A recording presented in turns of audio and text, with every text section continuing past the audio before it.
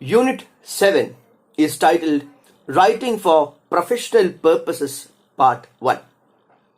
Writing reviews.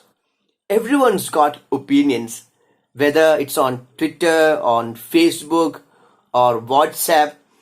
Even when you get opinions from your great aunt or great aunt's best friend, we are constantly subjected to other people's opinions.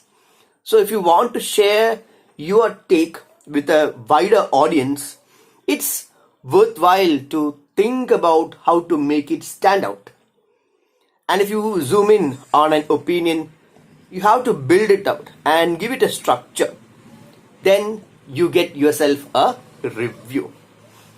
You can review basically anything if you find the right outlet for it. But the best way to present your thoughts depend on what you are writing about and who your audience is. But with most types of reviews, there is a simple structure you can stick to in order to help you get started. Before you write, make sure you know the general message you want to convey. What do you want to say? You have watched a film or you have read a book. So you have a general idea of as to what you want to communicate. That basic element, that basic idea should be there. A simple thesis will help keep your review from straying off the topic. This could be as straightforward as saying, I really liked this meal. You went to a hotel and then you had food. Did you like it? Or you not like it? So I like this meal. So that's the basic starting point here. Or it could be a bit complex. These shoes took a while to wear in. So you went to a showroom and you bought a pair of shoes. It did not really work out and you had a tough time wearing it. So think to yourself, if I were telling a friend about this, what would I want their main takeaway to be? So you can write about your likes and dislikes about a book or a film or a product or the food you ate. In the most glowing review, you may not include any dislikes. It will be all about praising that experience. If the review is critical, try to find at least one positive to include, just to break that series of negative comments. Now, what is your recommendation that you have to mention? A star rating may be the first thing most people see, but when folks skim your review, they'll probably check the bottom for an idea of whether or not you'd recommend the meal or the album or the movie or others. You should also include a short explanation like, I knocked it down 1 star because my utensils were dirty, or I'd recommend this play but only if you are a big theatrical buff as I am. So when you're giving a star rating, you need to defend why you gave that or why you reduced the stars given to that particular product. Writing a book review.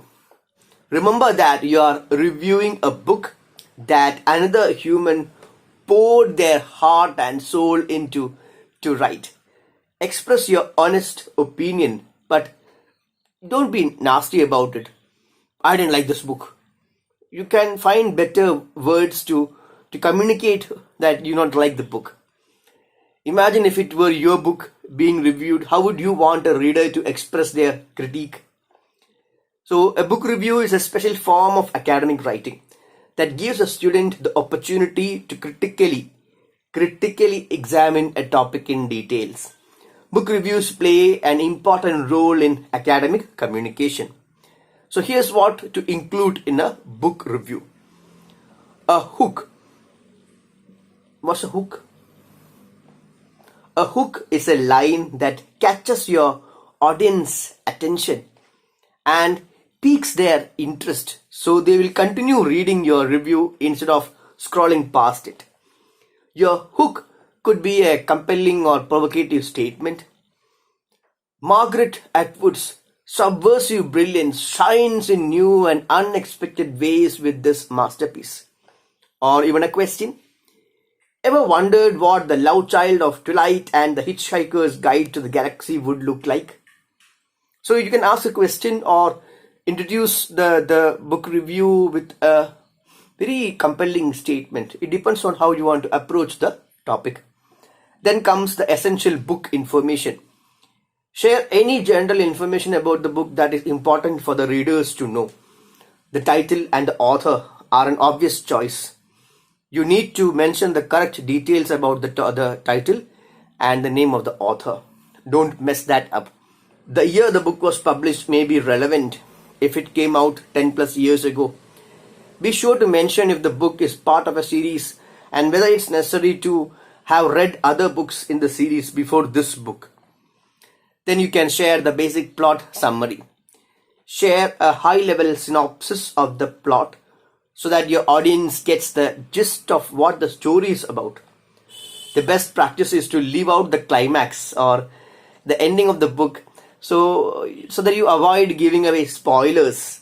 You give away the climax of the story or the ending of the story, then people might not really read the book or see the film, right? So don't give away spoilers. Your praise and critique. This section is the most important part of your review and should be the longest. You give the basic details about the plot, but then what did you feel about the book? That is what matters the most. So anyone can summarize a plot, but what is your unique take on this book? Simply saying a book was good or bad or that you liked it or didn't isn't helpful. Let your audience know why you think it's a great read or why you found it disappointing. Sharing these details will help your audience form their own opinion of whether they would enjoy reading the book. Then comes the recommendation part. After sharing your praise and critique, let your audience know your conclusions. Who do you think would enjoy this book? Did you personally dislike it because of the language used in it or because of the characters? You can mention that. Is it part of some series of books and you found this book not as interesting as the others in the series? You can mention that. Then what is your rating? Most review sites provide a star rating system. Sometimes it might be 10 stars or 5 stars. So what is your rating? You can deliver your rating for that particular book. Some tips for writing a book review. Keep it streamlined. Pay attention to length and make every word count.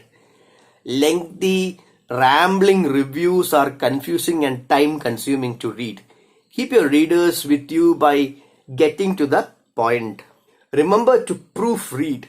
Make sure your spelling and grammar are on point. A review riddled with errors is confusing to read and may not be taken seriously. That might end up to be your last book review. So proofread. Don't be mean. Remember that you're reviewing a book that somebody has put a great effort to create. So let us be polite and be considerate. You can have an honest opinion, but you don't have to be nasty about it. You can expect an essay question from this section. You might be asked to write a book review. So this is one essay you can prepare well. Pick a book which you have read, write a review and be ready with it. So that when the question comes, you can easily score those marks. What about a film review? A film review is a popular way for critics to assess a film's overall quality. It'll help the public to decide whether they should watch the movie or not. A good film review should contain both negative and positive aspects of the film. Then comes the product review. In this age of online marketing, product reviews are extremely helpful. A lot of people are buying products online, so they are checking for the online reviews as to which is the best item for this particular price. So product reviews are extremely helpful. A product review is a report written by a customer on a product to help people decide if they want to buy it or not. The most common reasons why people look for product reviews are to learn the pros and the cons of a given product, the positive and the negative aspects, to find out if the product is meant for them, to find out if the product is of high quality and easy to use, to find out others' experience on using the product. Before writing a review of any product, you should research about the product. Do proper research. Let us not be biased. Use the product. Read the manufacturer's website. You get the product, use the product, know what readers are looking for. List out the pros and cons. Then common questions readers wish to see answered in a review are: is the product convenient to use? Is it of high quality? What's the price of the product? Have others had a good experience on using this product? So think about all these aspects and then you can write a good review. What are the stages of writing a product review? Again, you can expect a question on this topic. The introduction. A good review introduction will not only catch the attention of the reader, but also provide a clear picture of the attractive features of the product. Now then mention the target group. Include information on who are the beneficiaries of the product and why they want to use it. Teaching new customers about the product is an important aspect of a product review. So there will be early adopters of a technology, and when you write a good review, then other people will also think that I can buy this product. It will help me. Then comes the main benefit. There are always some main benefits a product has to offer, and listing them properly in the review will help the customer to make better use of it. Be balanced. Talk about what you liked and disliked about the product. Compare the similar products available to buyers. Analyze the pros and cons of each.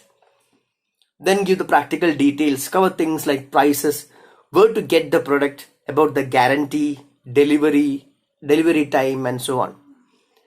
Then comes the conclusion.